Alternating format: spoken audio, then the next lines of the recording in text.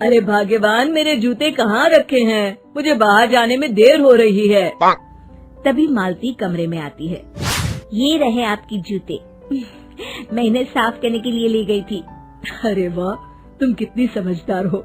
मेरे बिना कुछ कहे ही सारे काम कर देती हो। तभी मालती झिझकते हुए रमेश से कहती है, सुनिए जी, आपसे एक बात कहूँ, बुरा तो नहीं मानेंगे ना? अरे नहीं नहीं, बेफिक्र होकर कहो। शादी से पहले मैं अपने मायके में नौकरी करती थी। मैं चाहती हूँ कि अब मैं फिर से नौकरी करना शुरू कर दूं। वैसे भी सारा दिन घर में बोर हो जाती हूँ। देखो मालती, तुम्हारे नौकरी करने से मुझे कोई ऐतराज नहीं है, लेकिन तुम्हें एक बात बता दूं, हमारे खानदान में आज तक कभी किसी औरत ने नौकरी नहीं की। फिर भी एक बार तुम माँ से पूछ कर देखो, अगर वो तुम्हें नौकरी करने की इजाजत दे देती है तो अच्छी बात है। रमेश वहाँ से चला जाता है। फिर उसी शाम मालती अपनी सास के पैर दबा रही होती है। तभी उसकी सास मालती से कहती है, अरे क्या बात है बहू, आज तो ठीक तरह से मेरे पैर नहीं दबा रही। किसी ख्याल में खोई पड़ी है क्या? मैं भी तो जानूं आखिर बात क्या है। अब दरअसल वो माँ जी। अरे हाँ हाँ बोलो, इतना सोच क्यों रही हो? माँ जी, अगर आप बुरा न माने तो मैं नौकरी करना चाहती हूँ। घर के काम करने के बाद मेरे पास काफी वक्त बच जाता है। मालती की ये बात सुनकर उसकी सास गुस्से में कहती है, अरे बहू, तेरी तबीयत तो ठीक है ना? आज ये कैसी बहकी बातें कर रही है? भला हमारे खानदान में आज तक कभी किसी औरत ने नौकरी की है जो तू नौकरी करने की बात कर रही है, हैं? अरे बहू, तू क्या रिश्तेदारी में हमारी नाक कटाना चाहती है? जितना जल्दी हो सके अपने दिमाग से नौकरी का भूत उतार दे, और अब जा, जल्दी से रसोई में जा, खाना बनाने का वक्त हो रहा है। मालती मन मार कर खाना पकाने के लिए रसोई घर में चली जाती है। अगले दिन, नमस्ते माँ जी, कैसी हैं आप? अरे आओ आओ दिवाकर बेटा, बैठो, मैं तुम्हारे लिए चाय मंगाती हूँ। बहू, जरा एक कप चाय तो लेती आना।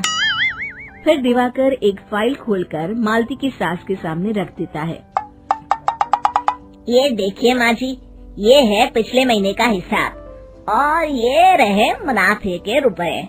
एक बार हिसाब देख लीजिए और इन कागजों पर अपने दस्तखत कर दीजिए। अरे दिवाकर बेटा, मैंने भला आज तक कभी तेरा हिसाब देखा है जो अब देखूंगी? ला बता, कहाँ दस्तखत करूं? तभी मालती चाय लेकर वहाँ आ जाती है और अपनी सास को बिना कागजातों को पढ़े इस तरह लापरवाही से दस्तखत करते हुए देखकर हैरान रह जाती है। अच्छा माँ जी, अब मैं चलता हूँ, फैक्ट्री में बहुत काम है। फिर दिवाकर वहाँ से चला जाता है। कुछ दिनों बाद मालती बाजार में कुछ सामान खरीद रही होती है।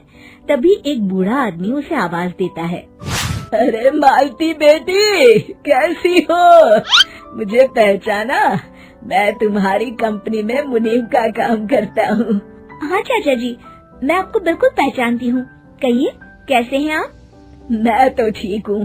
कंपनी में कुछ भी ठीक नहीं चल रहा, यहाँ तक कि हमें ठीक वक्त पर तनख्वाह भी नहीं मिलती।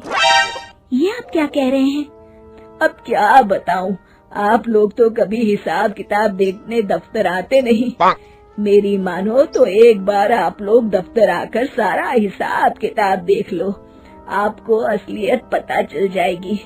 अच्छा बेटी, अब मैं चलता हूँ, देर हो रही है। फिर वो बूढ़ा वहाँ से चला जाता है। वहीं दूसरी तरफ मालती घर पहुंचकर अपनी सास को सारी बात बताती है। तभी वहाँ रमेश भी आ जाता है, लेकिन मालती की सास मालती की किसी भी बात पर विश्वास नहीं करती। तभी रमेश कहता है, अरे माँ, बिना आग के कभी धुआं नहीं उठता।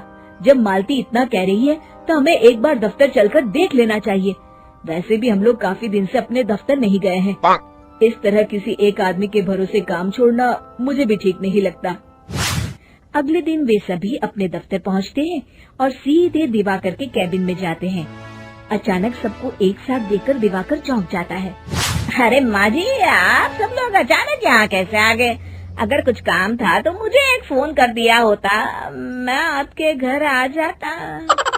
तभी मालती की सास कहती है, अरे दिवाकर बेटा, आज मैं हिसाब देखने दफ्तर आई हूँ, जरा मुझे पिछले 6 महीनों का हिसाब दिखाना तो बेटा। दिवाकर घबराते हुए हिसाब की फाइल मालती की सास को देता है। मालती की सास फाइल लेकर मालती को देती है और कहती है, ले बहू, देख ले हिसाब। मालती फाइल को बड़े गौर से देखती है और अगले ही पल उसे सारी गड़बड़ी समझ में आ जाती है।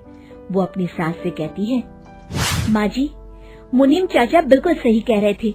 हमारी कंपनी में पिछले 6 महीनों में जितना मुनाफा हुआ है, हमें उसका आधा पैसा भी नहीं मिला। यूँ समझ लीजिए कि 1 रुपये में सिर्फ चवन्नी ही हमारे हाथों में आई है।